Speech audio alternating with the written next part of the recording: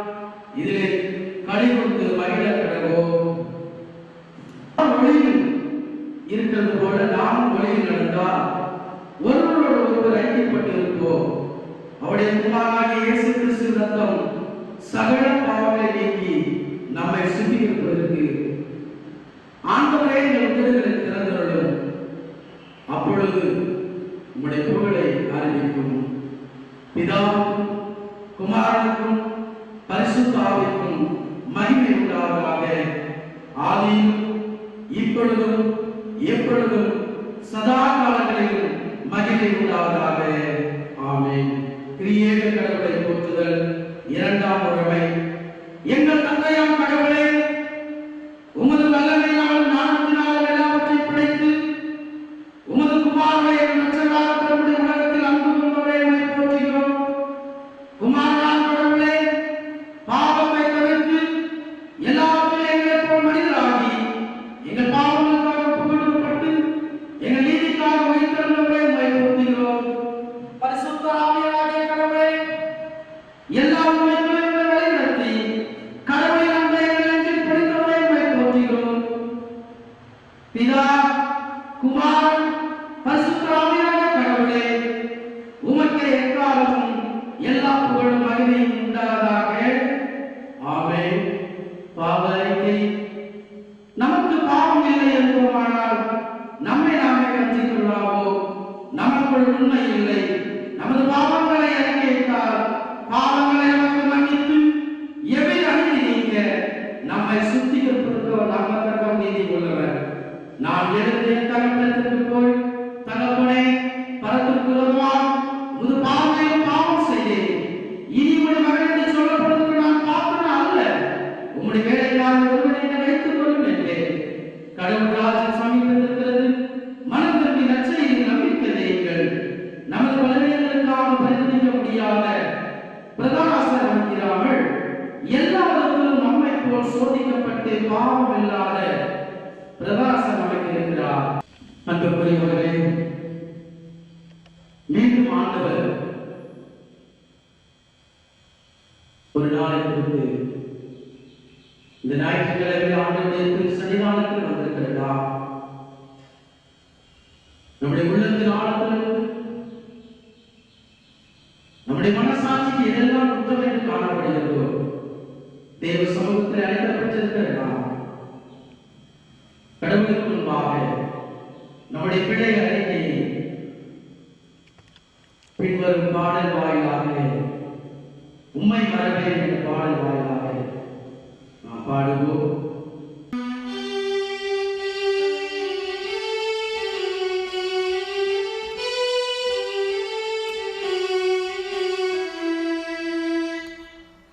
சர்வவல்லமையின் கடவுளத்தில் நாம் நம்பும் பாவங்களை பின்வரும் ஜெபத்தின் மூலமாக தாழ்மையோடு அறிக்கை செய்வோம். எங்கள் தந்தையாம் கடவுளே, நினைவினாலும் வார்த்தையினாலும் செய்தியினாலும் விரோதமாய் பாவம் செய்திருக்கிறோம். முழு மனதோடு நாங்கள் உம்மை நேசிக்கவில்லை. எங்கள் அயலாளத்தில் அன்பு கூறுவது போல் எங்கள் அயலாளத்தில் நாங்கள் அன்பு கூறவில்லை. எங்கள் மேல் இரக்கமாய் உம்மை வேண்டிக் கொள்கிறோம். எங்கள் பாவ அறிக்கை நீக்கி எங்களை சுத்திகரியும். எங்கள் குற்றங்களை விட்டுவிட எங்களுக்கு உதவி புரியும். எங்கள் ஆண்டவர் இயேசு கிறிஸ்துவின் மூலமாய் வேண்டிக் கொள்கிறோம் பிதா. ஆமென். சர்வ வல்லமை மிகுந்த இரக்கமுள்ள ஆண்டவர் பாவத்தை மன்னிப்பையும் பாவ நிவர்த்தியும் நமக்கு கட்டளையிட்டவர்களே, வார்த்தை சீர்படுத்த காலத்தையும் தமது பரிசுத்த ஆவியின் கிருபையின் தேற்றுதலையும் தந்தவர்களாக. ஆமென். ஆண்டவரை துதியுங்கள். ஆண்டவர் நாமம் துதிக்கப்படுவதாக. அமர்வும். நாம் சற்று நேரம் ஜெப நிலையில் இருந்து தேவனை துதிப்போமா? தேவாதி தேவனை துதிப்போம். கர்த்தாதி கர்த்தரை துதிப்போம். தேவ ஆட்டுக்குட்டி ஆண்டவரை துதிப்போம். நம் மத்தியில் உலாவி வரும் பரிசுத்த ஆவியாளரை துதிப்போம். இந்த 2020ஆம் ஆண்டில் 6 மாதங்கள் கடந்து வர செய்த சர்வ வல்லமையுள்ள தேவனை துதிப்போம். நோவாவின் குடும்பத்தை வேலைக்குள் வைத்து காத்த தேவன் இந்த கொரோனா நோயிலிருந்து இந்த காலத்திலே நன்மை காத்து வருகிறாரே, இத்தனை ஆச்சரியம்! எகிப்து மக்கள் வாதைகளால் வதைக்கப்பட்ட பொழுது இஸ்ரவேல் மக்களை மகிமையாய் காத்த தேவனை துதிப்போமா? நம் நேசரின் பாதம் அமர்ந்திருப்பது எத்தனை நிம்மதியான விஷயம், எத்தனை சந்தோஷமான விஷயம்! யெகோவா ஷம்மாவாக நம் கூடவே இருக்கும் கர்த்தரை ஆர்வமுடன் பாடி துதித்து ஆராதிப்போமா? நேசரே வீட்டில் பாதம் அமர்ந்தே நிம்மதி நிம்மதியே என்ற பாடலை பாடுவோம்.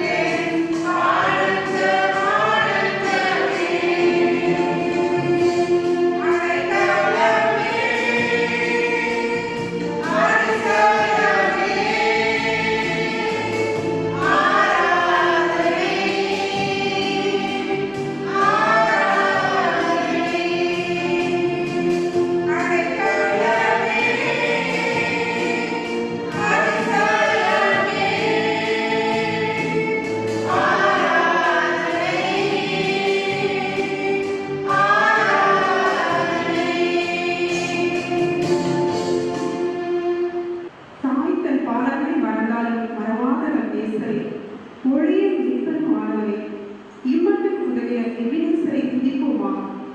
சிறகுகளின் நிழலில் நம்மை காத்து மகிழச் செய்யும் தேவனை, பலவீன நேரங்களில் நமக்கு கிருபை அளித்த தேவனை, நம் கண்மலை ஆனவரை உயிருள்ள நாட்களில் நாம் புகழ்ந்து பாடுவோமா? எந்த கண்மலை ஆனவரே என்ற பாடலை பாடுவோம்.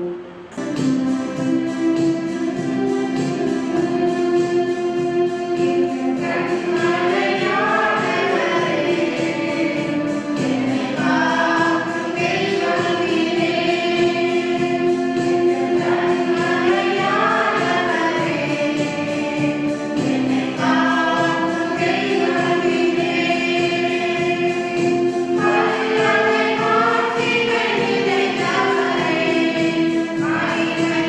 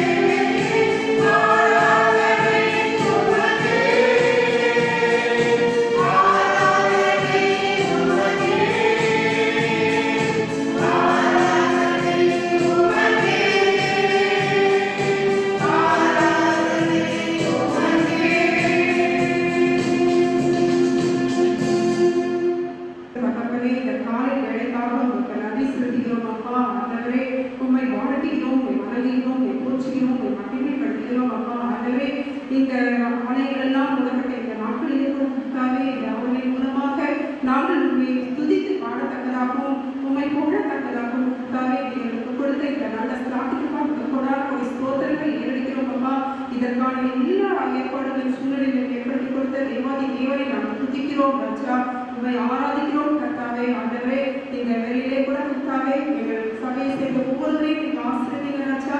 எங்களுடைய பாடலோடு மல்லாபுரம் வெலமாரணிக்கு சபையில செய்த ஒவ்வொரு குடும்பத்தினரையும் நீங்க ஆசீர்வதிங்க ராஜா. எங்களை கிருதியாய் காத்து வருகிற தேவனே, நீர் எங்களை பயன்படுத்த வேண்டுமா ஜெபிக்கிறோம் அப்பா. ஆகவே இந்த துதியும் விண்ணப்பம் எல்லா காரியங்களும் கர்த்தாவே தேவனாகிய ஒருவர் நாம மட்டுமே இதில் மகிமைப்படணும் கர்த்தாவே. எந்த காரியங்களும் கர்த்தாவே எந்த பெருமைக்காகவும் எதுவும் கிடையாது சுவாமி. உங்களுடைய பாதத்திலே தாழ்த்தி ஒப்புக்கிறோம் சுவாமி. நீங்களே எங்களை பயன்படுத்துக, எங்களை ஒவ்வொருவரையும் அவசரத்தை காத்துக்கொள்ளுங்க. அந்த நேரம் கொண்டு போகிறீங்க இயேசு கிறிஸ்துவின் ஜெபிக்கிறோம் பரமபிதாவே, ஆமென்.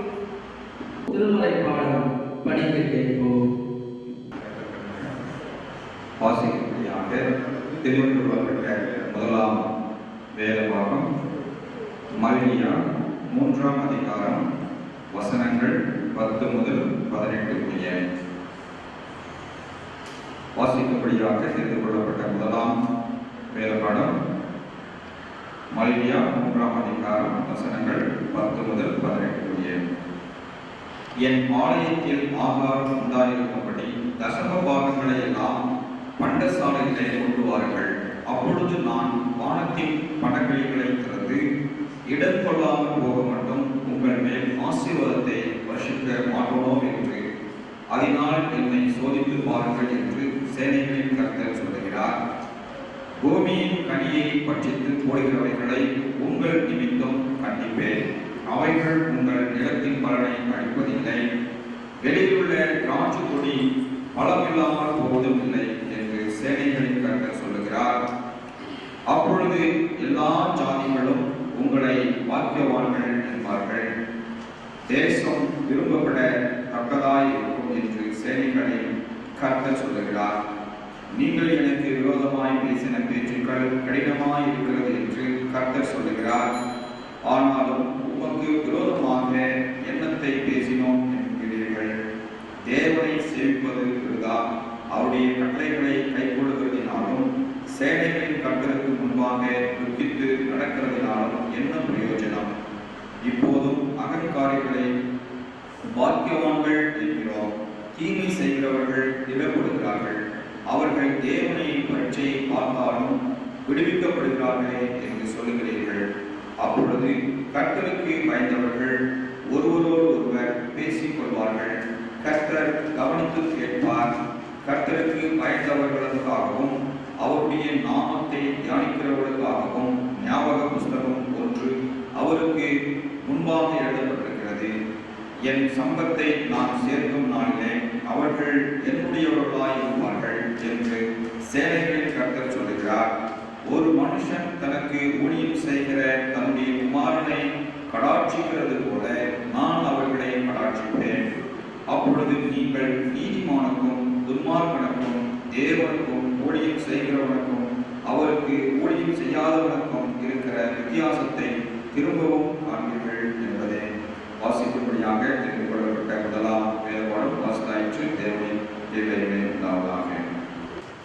வாசிக்கும்படியாக தெரிந்து கொள்ளப்பட்ட 2ஆம் வேதபாடம் 1 பேதுரு 5ஆம் அதிகாரம் வசனங்கள் 1 முதல் 8 வரை.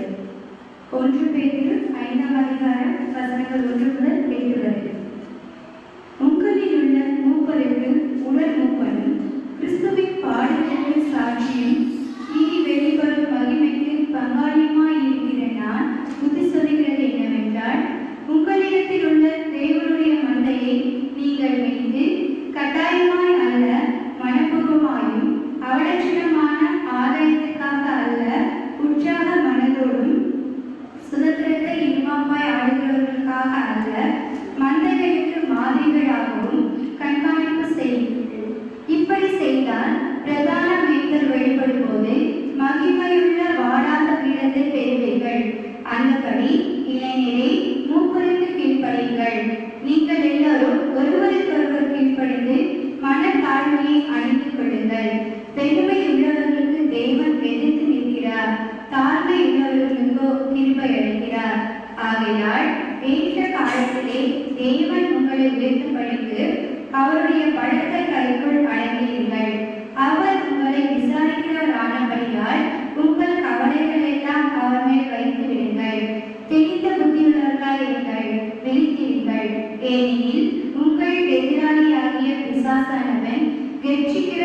பறித்தவன் போல எவனை விழுங்கலாமோ என்று வகை தேடி சுற்றித் திரிகிறான்.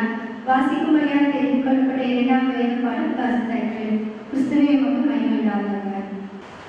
வாசிக்கும்படியாக கொடுக்கப்பட்ட 3ஆம் வேத பாடம் லூக்கா எழுதின சுவிசேஷம் 10வது அதிகாரம் 1 முதல் 9 வரை. லூக்கா 10 1 முதல் 9 வரை. இவைகளுக்கு பின்பு கர்த்தர் வேறு 70 பேரை நியமித்து தாம் போகும் சகல பட்டணங்களுக்கும் இடங்களுக்கும் அவர்களை தமக்கு முன்னே 2 பேராக அனுப்பினார். அப்பொழுது அவர் அவர்களை நோக்கி, அறுப்பு மிகுதி, வேலையாட்களோ கொஞ்சம். ஆகையால் அறுப்புக்கு எஜமான் தமது அறுப்புக்கு வேலையாட்களை அனுப்பும்படி அவரை வேண்டிக் கொள்ளுங்கள். புறப்பட்டு போங்கள். ஆட்டுக்குட்டிகளை ஓநாய்களுக்குள்ளே அனுப்புகிறது போல இதோ நான் உங்களை அனுப்புகிறேன். பணப்பையும் சாமான் பையும் பாதரட்சைகளையும் கொண்டு போக வேண்டாம். வழியிலே ஒருவரையும் வினவும் வேண்டாம். ஒரு வீட்டில் பிரவேசிக்கிற போது இந்த வீடு சமாதானம் உண்டாவதாக என்று முதலாவது சொல்லுங்கள். சமாதான பாத்திரன் எங்கே இருந்தால் நீங்கள் கூறிய சமாதானம் அவர்களிடத்தில் இருக்கும். இல்லாதிருந்தால் அது உங்களிடத்திற்கு திரும்பி வரும். அந்த வீட்டிலே தானே நீங்கள் தங்கியிருந்து அவர்கள் கொடுக்கின்றவைகளை புசித்து குடியுங்கள். வேலையாள் தன் கூலிக்கு பாத்திரனாய் இருக்கிறான். வீட்டுக்கு வீடு போகாதிருங்கள்.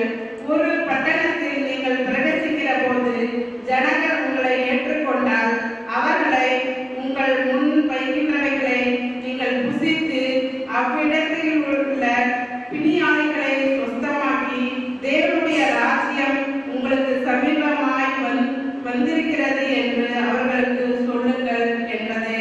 கிறிஸ்துவே உங்களுக்கு மகிமை உண்டாவதாக.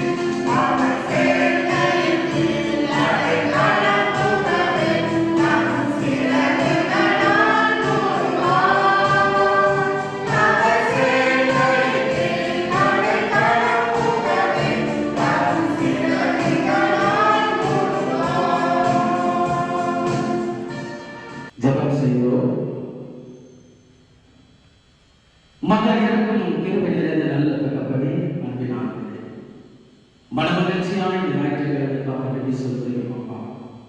இதோ உங்களுடைய வார்த்தைக்கு நேராக நாங்கள் கடந்து செல்கிறோம். உங்களுடைய வார்த்தை ஒரு மனிதனை உயிர்ப்பிக்கிற வார்த்தையா இருப்பதற்காக சொல்கிறோம். ஆண்டவரே, முடக்கப்பட்ட நிலையில் இருந்தாலும் உங்களுடைய இறை வார்த்தையை நாங்கள் கேட்கும் பொழுது உங்கள் உள்ளத்திலே ஒரு புதிய மாற்றத்தை, புதிய விருதுகளை தருவதற்காக சொல்கிறோம். இந்த நாள் நீங்கள் பேசும் நாட்களை நாங்கள் கேட்கிறோம். இயேசு கிறிஸ்துவின் ஈடு இணையற்ற நாமத்தில் அன்பின் கடவுளே. இந்த நாள் வேத பகுதி மல்கிய தீர்க்கதரிசி புத்தகம் 3ஆம் அதிகாரம் வசனங்கள் 17, 18 படிக்கட்டும். நான் செயலாற்றும் அந்நாளில் அவர்கள் எனது தனிப்பெரும் சொத்தாக இருப்பார்கள் என்கிறார் படைகளின் ஆண்டவர். ஒரு தந்தை தமக்கு பணிவிடை செய்யும் மகன் மீது கருணை காட்டுவது போல் நான் அவர்கள் மீது கருணை காட்டுவேன். அப்பொழுது நீங்கள் நேர்மையானவர், கொடியவரும், கடவுளுக்கு ஊழியம் செய்வரும், அவருக்கு ஊழியம் செய்யாதவருக்கும் உள்ள வேற்றுமையை மீண்டும் கண்டுகொள்வீர்கள் என்பது பயன்படுத்தப்படும் வார்த்தை. பலன்கள், பலன் என்ற வார்த்தை ஊழியம் செய்தவர்களுக்கும் செய்யாதவர்களுக்கும் ஒரு வித்தியாசத்தை காண்பீர்கள் என்று திருமறை வார்த்தை அழகாக சொல்கிறது. தேவனுடைய வழியிலும் ஞானத்திற்கு நாளிலும் அது தெரியும். பலன் எப்பொழுதும் கிடைக்கும். அந்த பலன் என்னவென்று சொன்னால், ஏசாயா தீர்க்கதரிசி புத்தகம் 40ஆம் அதிகாரம் 16வது இறைவார்த்தை இப்படியாக சொல்கிறது. ஏசாயா தீர்க்கதரிசி புத்தகம் 40ஆம் அதிகாரம் 16வது இறைவார்த்தை, எரிப்பதற்கு லேபுரம் போதாது, எரிவதற்கு அதன் விளக்குகளும் பற்றாது என்று சொல்லப்படுகிறது. அது மாத்திரமல்ல, ஏசாயா தீர்க்கதரிசி புத்தகம் 62ஆம் அதிகாரம் 11வது இறைவார்த்தை இப்படியாக சொல்கிறது. ஏசாயா தீர்க்கதரிசி புத்தகம் 62ஆம் அதிகாரம் 11வது இறைவார்த்தை, உலகின் கடைக்கோடி வரை ஆண்டவர் பறைசாற்றுவதும், மகள் சீயோனிடத்தில் சொல்லுங்கள், இதோ உன் மீட்பு வருகிறது, அவரது வெற்றி பரிசு அவருடன் உள்ளது, அவரது செயலின் பயன் அவர் முன்னே உள்ளது என்பது. இந்த வசனத்தை பார்க்கும் பொழுது அவர் அருளும் பலன் அவரோடு கூட வருகிறது என்று சொல்லப்படுகிறது. பாவங்கள் மிகுதியாக காணப்பட்டது. ஏசாயா தீர்க்கதரிசி புத்தகம் 40:16 லீபனோன் எரிக்கும் போதாது, அதில் உள்ள மிருக ஜீவன்களும் போதாது என்று இவ்வாறு பழைய ஏற்பாட்டில் ஜனங்கள் பாவங்களுக்காக பலிகளை செலுத்தினார்கள். இயேசு நமக்காக ரத்தம் சிந்தினார். புதிய ஏற்பாட்டில் பலிகளை செலுத்த தேவையில்லை. நமக்காக இயேசு கிறிஸ்து பலியானார். நாம் செய்யும் பணிகள் அவர் வருகையில் நமக்கு பலன் வரும் என்று சொல்லப்படுகிறது. பெரியமானவர்களே, அவர் வருகையிலே நமக்கு பலன் வருகிறது என்று சொல்லப்படுகிறது. எப்படிப்பட்ட பலன் வருகிறது என்று சொன்னால், அது எப்படிப்பட்ட பலன் வருகிறது? எஸ்தரின் புத்தகம் 4ஆம் அதிகாரம், எஸ்தரின் புத்தகம் 4ஆம் அதிகாரம் வசனங்கள் 1 தொடங்கி 3 வரை உள்ள பகுதிகளை படிப்போம் என்று சொன்னால், அங்கு ஒரு மனிதனை குறித்ததான சிந்தனை ஏற்படுகிறது. என்ன சிந்தனை என்று சொன்னால், தன்னுடைய மக்களுக்காக முதலா என்றவர் தன்னுடைய யூத ஜனங்களுக்காக தன்னுடைய ஜனங்களின் பாவத்தை சாம்பலிலே உட்கார்ந்து தன் வஸ்திரத்தை கிழித்து பாரப்பட்டவனாக இருந்தார் என்று வாசிக்கிறோம். இதனாலே ராஜாவிடத்திலே தயவு பெற்றார். நாமும் இவ்வாறு காணப்படும் பொழுது நம்முடைய தேசத்திலும் அல்லது நம்மை சார்ந்தவர்கள் மற்றவர்கள் தேசத்தின்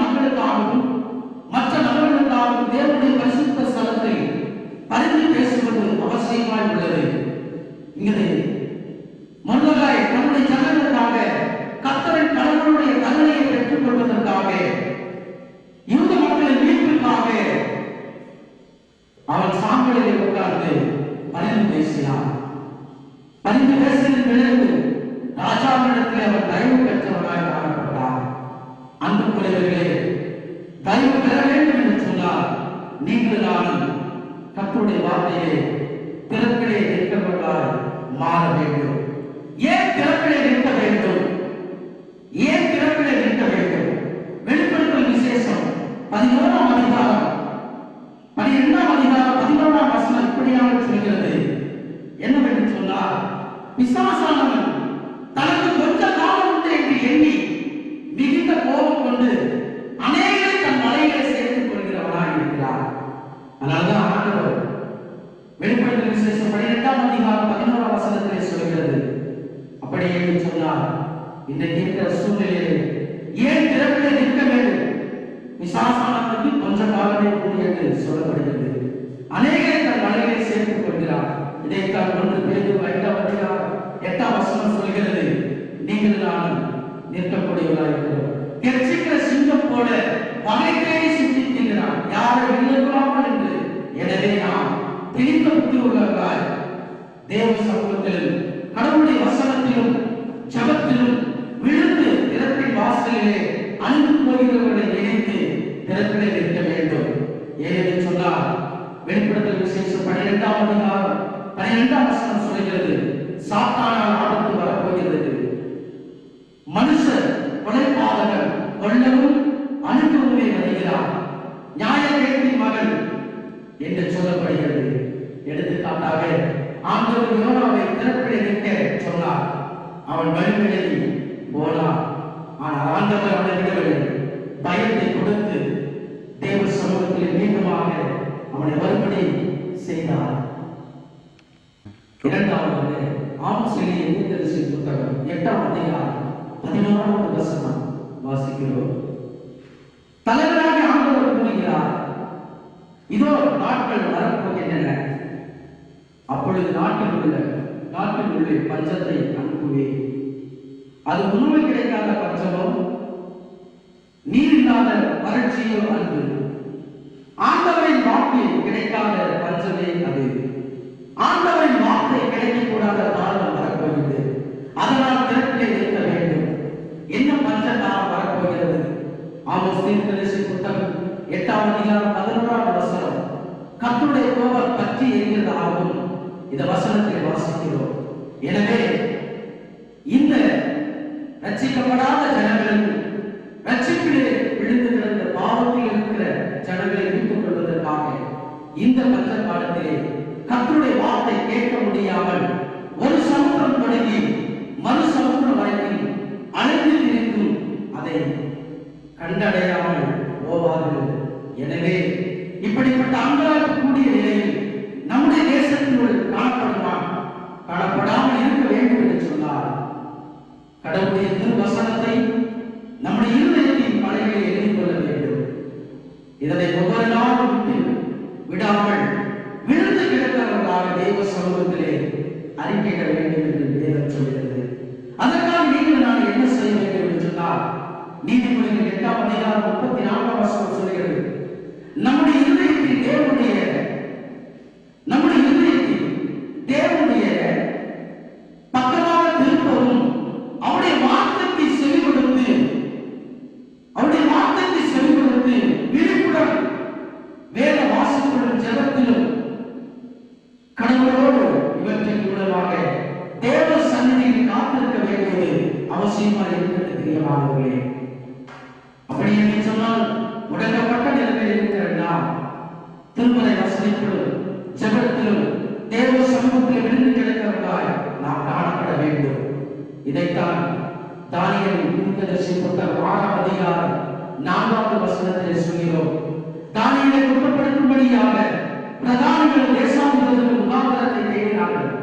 ஆனால் ஒரு முகாந்திரத்தையும் குற்றத்தையும் அவர்களை கண்டுபிடிக்க கூடாது இருந்தது. அவன் உண்மையாக இருந்தபடியால் யாதொரு குற்றத்தையும் குறைகளையும் காணக்கூடாது இருந்தது என வாசிக்கிறோம். இந்த வித்தியாசம் தான் நமக்கு காணப்பட வேண்டியது மிக மிக அவசியமாக உள்ளது. இப்படிப்பட்ட வித்தியாசம் தேவனுடைய ஜனங்களாகவும் தேவனுடைய பிள்ளைகளுக்கு கடவுள் ஒருவரே நமக்கு இருக்கிறார் என்ற உண்மை, இவைகளால் தேவனை அறிந்து கொள்ளவும்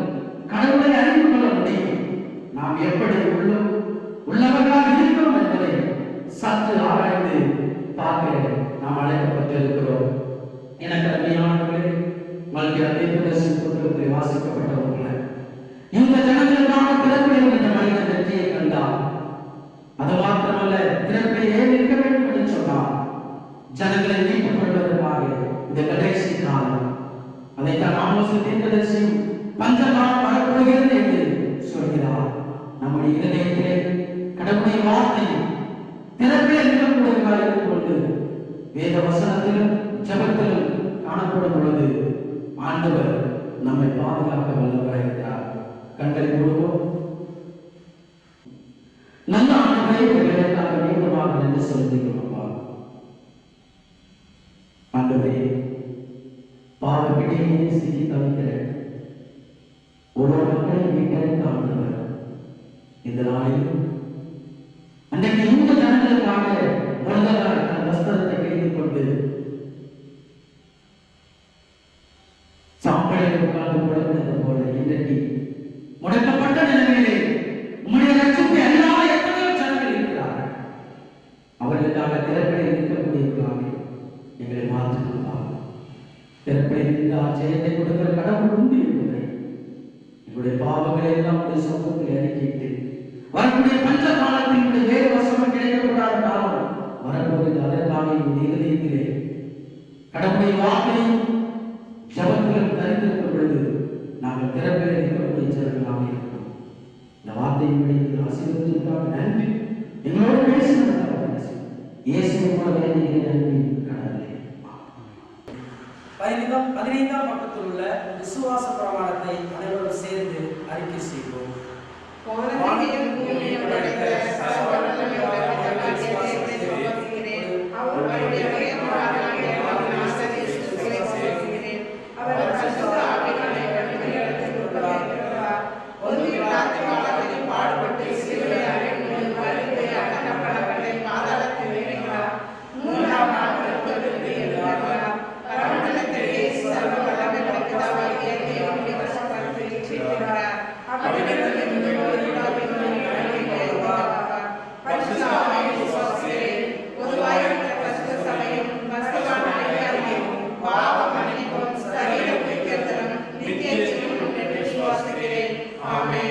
ஜெபம் செய்வோம்.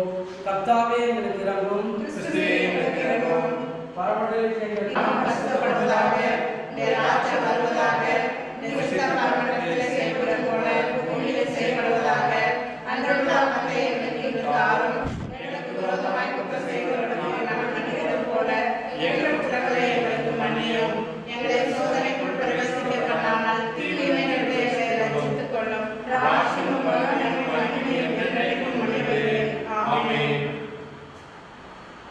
நமது ஆண்டவராகிய இருக்கிற இயேசு கிறிஸ்துவின் கிருபை, பிதாவாகிய தேவனுடைய அன்பு, பரிசுத்த ஆவியானவரின் ஐக்கியம் விசேஷமாக நம் அனைவரோடும் இன்றும் என்றும் கர்த்தருடைய வழிபாட்டில் நீடித்து நிலைத்திருப்பாராக.